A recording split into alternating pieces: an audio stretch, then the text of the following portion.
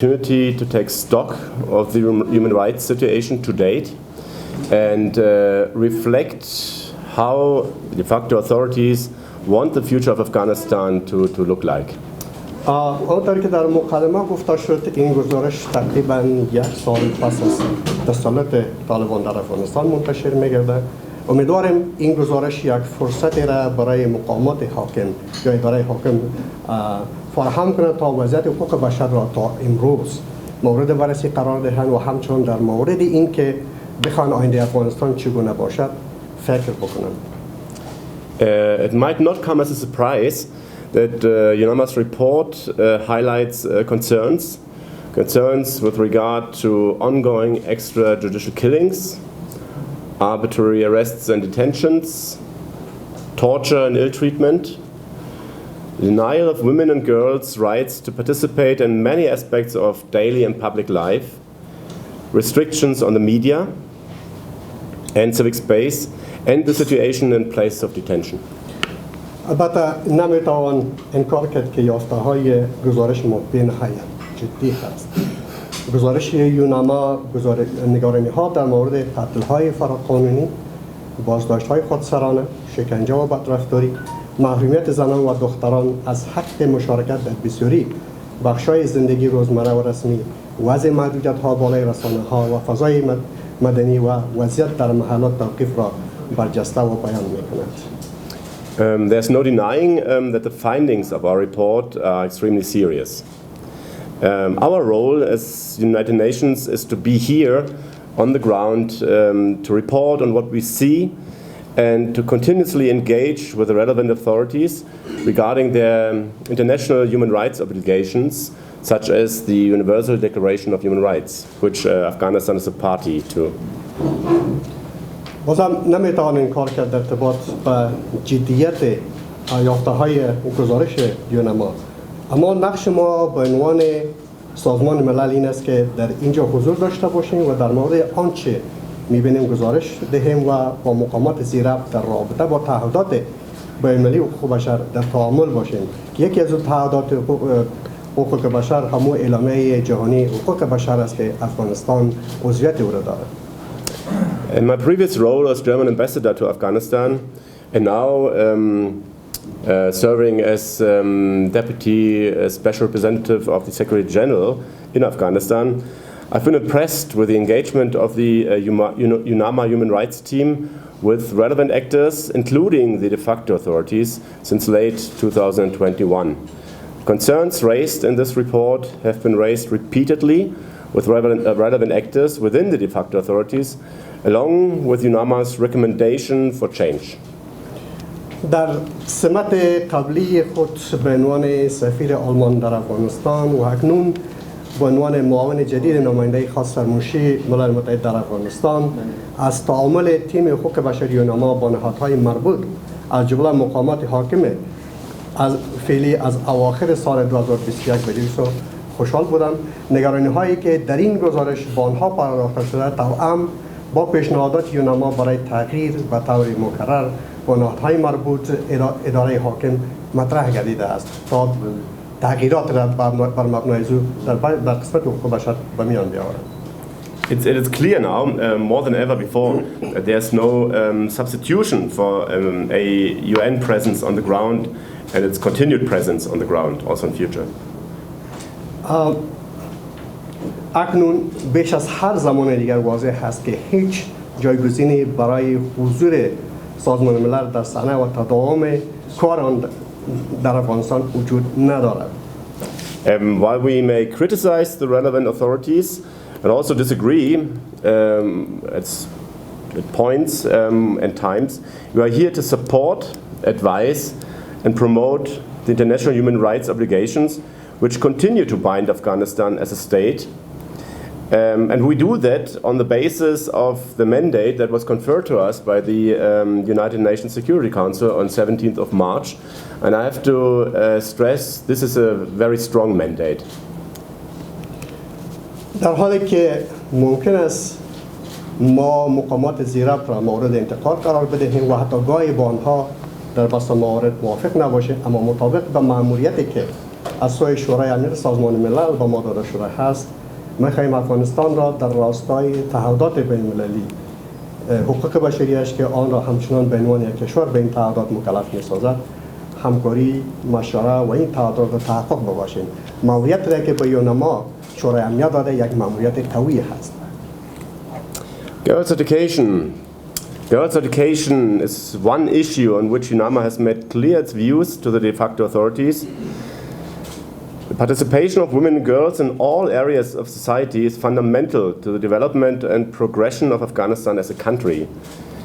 Relegating women and girls to their homes deprive them of their basic human rights and deprives Afghanistan of the significant contributions they have to offer. تعلیم دختران یکی از موضوعاتی است که یوناما در مورد آن دیدگاه‌های خود را با مقامات حاکم واضح ساخته است. مشارکت زنان و دختران در همه عرصه‌های اجتماعی برای انکشاف و پیشرفت افغانستان به عنوان یک کشور اساسی و بنیادی است. محدود ساختن زنان و دختران در چارچوب خانه آنها را از حقوق اساسی بشریشان و سهم قابل توجهی که آنها در افغانستان داشته می‌توانند محروم می‌کند. حتی افغانستان از سهمی که خانم‌ها و دخترها ایفا کرده می‌توانند در افغانستان محروم می‌سازد. On the other hand, I also urge the international community not to forget the people of Afghanistan, who continue to face some of the most significant challenges. Since the Taliban takeover, the country has faced an economic, financial and humanitarian crisis of unprecedented scale. At least 25 million people are now in need of humanitarian assistance. That's an increase of 6 million people compared to the beginning of 2021. از جانب دیگر من همچنین از جامعه جهانی می‌خواهم که مردم افغانستان را که با چالش‌های قابل توجه مواجهند فراموش ننمایند. از زمان حکومت طالبان این کشور با بحران اقتصادی، مالی و بشری بی‌سابقه مواجه بوده است. دست کم 25 میلیون افغان اکنون نیازمند کمک‌های بشردوستانه‌اند که یک افزایش 6 میلیون نفری را در مقایسه با شورای سال 2021 نشان می‌دهد. و تحریم‌ها تا زمانی که پابرجا هستند نباید بالای حقوق بشری مردم در افغانستان تأثیر منفی بگذارد.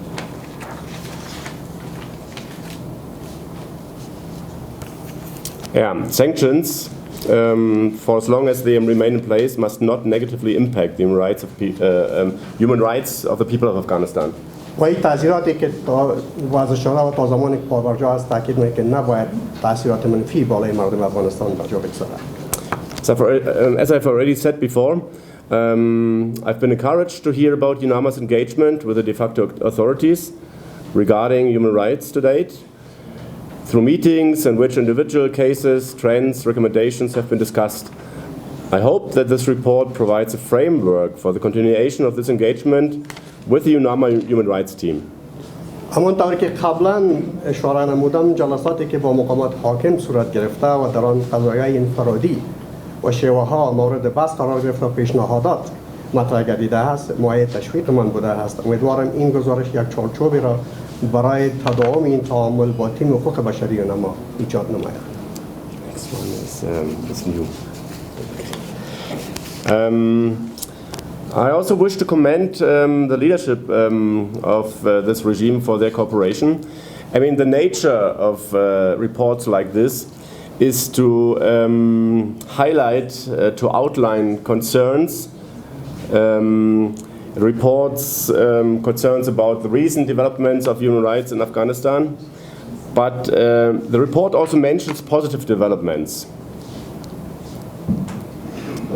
البته با استفاده فرصت میخوایم از همکاری رژیم یا اداره حاکم سپاسگزاری بکنم که مثلا پخش همچون گزارش ها یا ماهیت همچون گزارش ها همیشه قسمی است که در این گزارش ها نگرانی ها و همچنان تحولات که در عرصه حقوق بشر به میان میآید به او مطرح میشه و در عین زمان انکشافات و تحولات مثبت هم وجود داشته. So I wish to encourage the de facto leadership to engage with this report, carefully consider its findings, and look to the implementation of our recommendations. Yunama is here and will continue to promote, support, and advise on the fulfillment of human rights obligations owed to the people of Afghanistan. میخواهم رهبری حکومت حاکم را تشویق نمایند تا این گزارش را ملاحظه نموده، یافته‌های آن را به دقت مد نظر بگیرند و به تطبیق پیشنهادات ما توجه نمایند. یوناما در اینجا حضور دارد و به تحقق حمایت و مشورت در مورد عملی نمودن تعهدات حقوق بشری که مردم افغانستان با آن مکلفند ادامه خواهد داد. And so with this I will hand over to Fiona to discuss the findings of the report in more detail. Yunama, we are deeply concerned about the apparent impunity with which human rights violations have been carried out to date. Despite having taken some seemingly steps aimed at the protection and promotion of human rights, it's clear from the report that members of the de facto authorities bear responsibility for a range of human rights violations during the reporting period. با توجه به سابق حقوق بشر، مقامات حاکم یوناما عمیقاً نگران مسئولیت آشکاری است که به وسیله آن تا به اکنون نقض حقوق بشر صورت گرفته است. با وجود اتخاذ یک سلسله اقدامات با هدف محافظت و تحقق حقوق بشر، از گزارش ما مشخص است که اعضای مقامات حاکم مسئولیت یک طیف وسیع از موارد نقض حقوق بشر در طول دوره گزارش‌دهی را به عهده داشتند. Shortly after the takeover in mid-August 2021, the de facto authorities announced a general amnesty providing for former government officials and ANDSF. The amnesty has not, however, been consistently upheld. Yunama has recorded to date 160 extrajudicial killings, 178 arbitrary arrests and detention of both former ANDSF and government officials carried out by the de facto authorities. مدت کوتاهی پس از تسلط طالبان بر قدرت از 15 ماه اگست 2001 بدیسو، مقامات حاکم یا حکومت فعلی طالبان حرف عمومی را برای مقامات و نیروهای سابق دفاعی و امنیتی افغانستان اعلام نمودند. با آن همین عفو به طور مداوم رعایت نشد.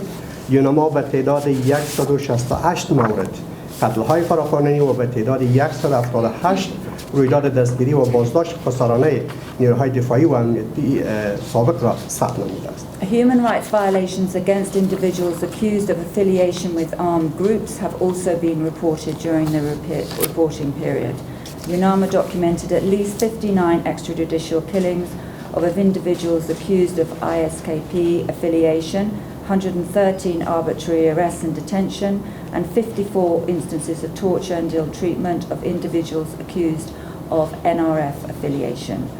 Regardless of any armed violence occurring between the de facto security forces and armed groups, these incidents are clear violations of human rights. نقض حقوق بشر علیه افراد متهم با وابستگی به گروه‌های مسلح به ویژه داعش و گروه مسلحی که خود را جبهه مقاومت ملی مینامد نیز در جریان گزارش در همین جریان گزارش شده است. یوناما به تعداد حداقل 50 قتل فراقانونی افراد متهم با وابستگی به داعش و به تعداد 113 مورد دستگیری و بازداشت‌های خودسرانه و همچنان به تعداد 54 مورد شکنجه و بدرفتاری علیه افراد متهم با وابستگی به جبهه مقاومت ملی را ثبت نموده است. صرف نظر از اینکه هر گونه خشونت مسلحانه میان نیروهای امنیتی حکومت حاکم و گروه‌های مسلح به حقوق می‌پیوندد، این رویدادها نقض آشکار حقوق بشر است. Since the 15th of August 2021, Yunama has recorded instances where cruel, inhuman and degrading punishments have been meted out by the de facto authorities, including to individuals accused of moral and religious violations. For example, failure to attend prayers, women being out without a mahram or not wearing full Islamic hijab. از تاریخ 15 آگوست 2021 بدیسو ما همچنین مواردی را ثبت نموده‌ایم که در آن مجازات ظالمانه، غیر انسانی و تحقیرآمیز از سوی مقامات حاکم در برابر افراد متهم به تخطی‌های اخلاقی و مذهبی مانند عدم ادای نماز، زنان بدون محرم یا پیروی نکردن کامل حجاب شرعی صورت گرفته است. Yunama has also recorded extrajudicial killings of people accused of extramarital relationships, known as the crime of zina. In one instance from Badakhshan, a woman and a man were publicly stoned to death in the presence of the de facto district governor and others. ما همچنین قتل‌های متعدد فراقانونی افراد متهم و داشتن روابط نامشروع که مشهور یا معروف به جرم زنا هست را به طور نگران کننده ثبت نموده ایم. در یک مورد در ولایت بدخشان یک زن و مرد در حضور ولسوال حکومت طالبان و دیگران در ملای عام سنگسار شدند.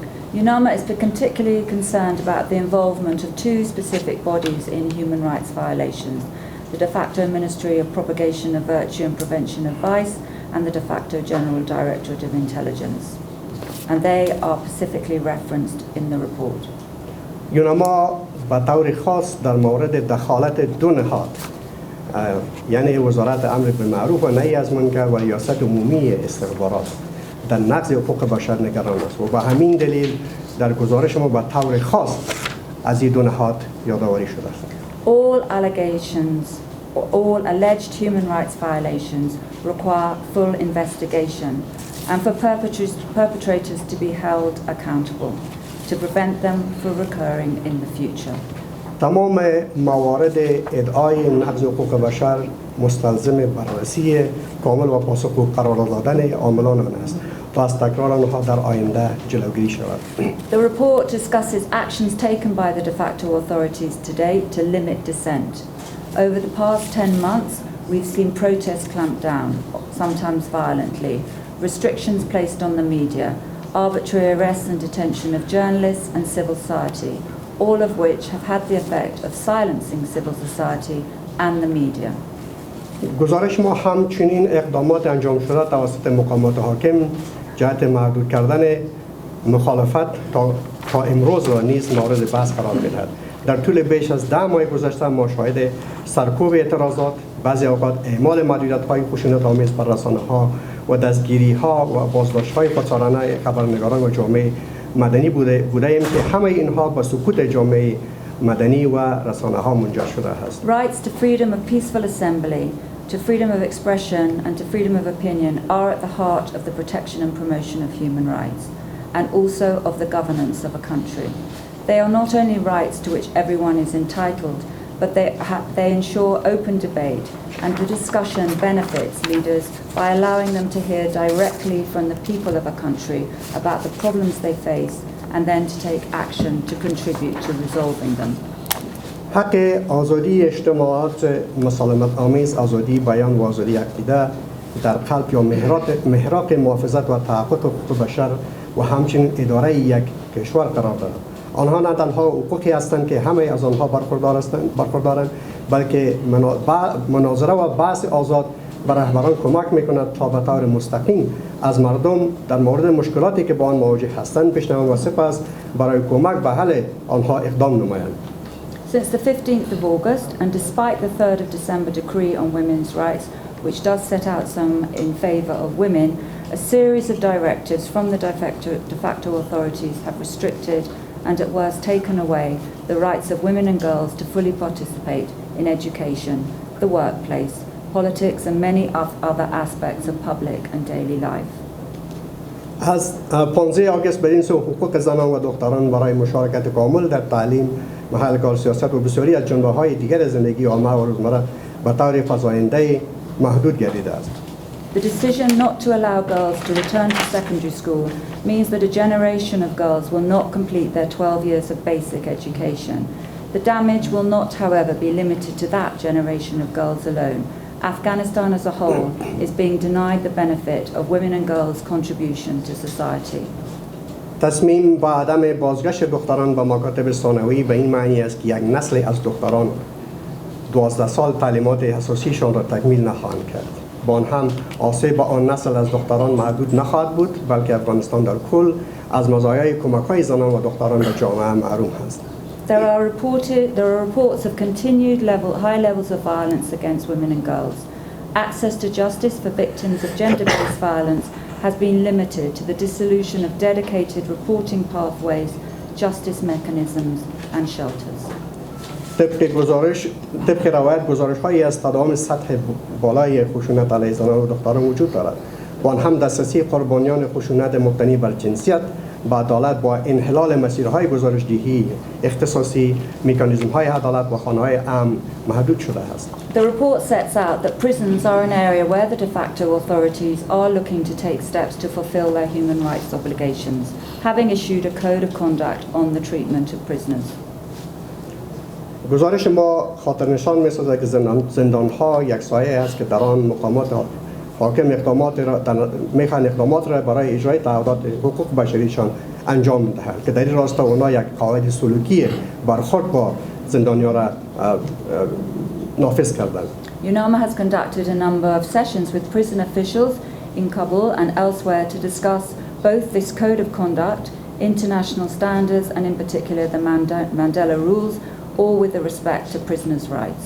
یوناما جلسات متعدد را با مقامات زندان در کابل و جاهای دیگر برگزار کرده است تا در مورد قواعد سلوکی و معیارهای بین‌المللی به ویژه قوانین ماندلا در مورد حقوق زندانیان بحث نماید. This engagement is positive and encouraging, but as has been pointed out to us, the prison authorities set out that they are not able to fully, that their progress on respecting a range of human rights is inhibited by the cessation of programs previously funded by the international community regarding food, access to medical care, hygiene, vocational education. در حالی که این تعامل مثبت و تشویق کننده بوده است، توقف برنامه‌های البته چیزی است که مقامات حاکم با توجه مرسان در ارتباط با مواد غذایی، مراقبت‌های صحی، بهداشت، تعلیم و آموزش رفاهی که قبلا از سوی جامعه بین‌المللی تمویل می‌گردید مانع پیشرفت می‌شود. To conclude, Yunama, the Human Rights Service, has and will continue to engage with all relevant actors at central and provincial levels in order to fulfill its mandate as given by the Security Council. البته بخش در نتیجه گیری بخش خدمات حقوق بشری با همه نهادهای مسئول در سطح مرکز و ولایت تعامل داشته و خواهد داشت تا مکلفیت‌های را در راستای این تعهدات بین‌المللی انجام بدن. Some issues have taken place that have fallen outside the reporting period, which, as I said, was from the 15th of August 2021 to the 15th of June 2022. An example of this are the recent reports of widespread human rights violations carried out by the de facto authorities and others in the context of armed clashes in Balkhab district of Saripur province. البته بعضی موارد و تحولاتی که در اخیراً صورت گرفته خارج از مدت زمانی که تحت پوشش گزارش قرار گرفته صورت گرفته. البته در ما نگران گزارش‌های کشتارهای فراخوانی گسترده بودیم که توسط مقامات حاکم در جریان درگیری‌های مثلا در ولسوالی بلخاب ولایت سرپرست انجام شده است. We've raised many of these allegations already with the de facto authorities, as we would do with any human rights violations brought to our attention, and we will continue to discuss them within our regular engagements.